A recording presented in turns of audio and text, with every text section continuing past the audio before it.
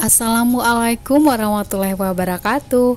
Kali ini saya akan membuat sambal lado asam durian khas Minang.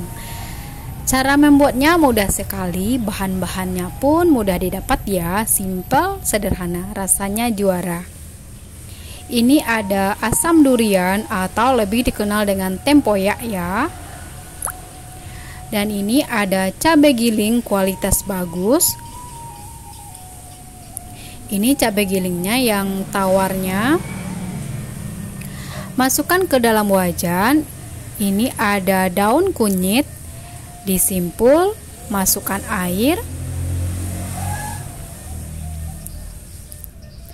Aduk hingga tercampur rata.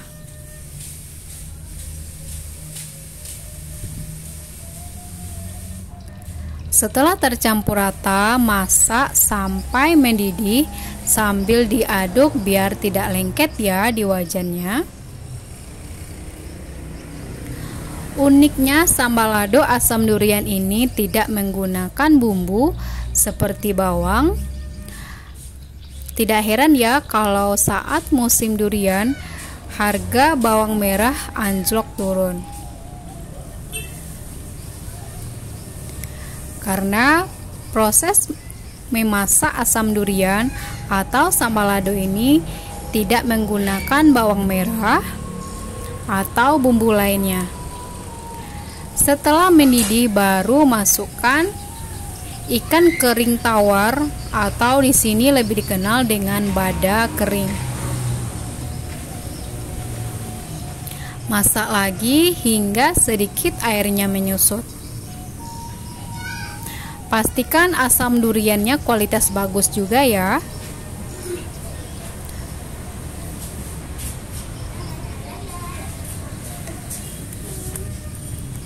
Nah, ini udah hampir masak, masukkan terakhir garam.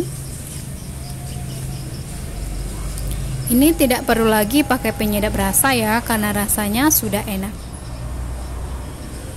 Dan jika teman-teman mau menambahkan minyak, silahkan tambahkan minyak.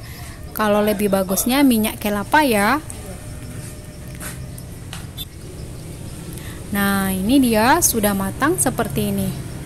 Jadi cara membuatnya mudah, simple ya.